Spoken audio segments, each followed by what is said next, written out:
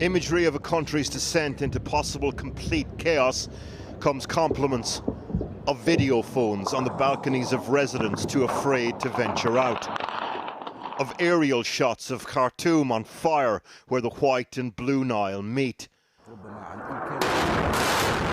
of fixed TV camera positions capturing airstrikes. The little footage we have from on the ground looks like this: tanks on the streets, and from across the river in Omdurman, bodies. A declared humanitarian ceasefire didn't materialize yesterday, so understandable caution about another one announced in the last few hours from diplomats on the ground doing Zoom interviews in flak jackets. Well, just now it's quiet, and at 6 o'clock it was relatively quiet, or after 6, but this is always a quiet time. Then there was some blasts about 20 minutes ago, so it's really too early to say. The hope that the end of Ramadan and beginning of Eid in the coming days will create some sort of impetus for a pause in the conflict.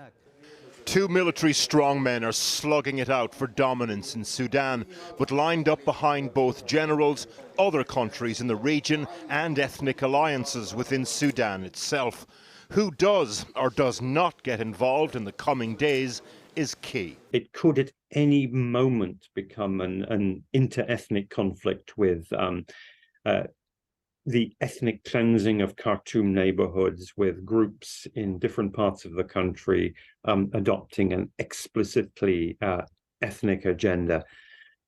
We could see some of the neighboring countries, in particularly the Arab neighbors, getting directly involved, and all of those would make it much more complicated.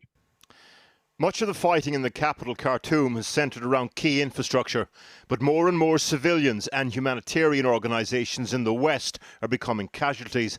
In the Darfur region, these towns and cities flashpoints. Pictures sent to us today from Niala, for example, the market there burnt to the ground, with 6 reported fatalities.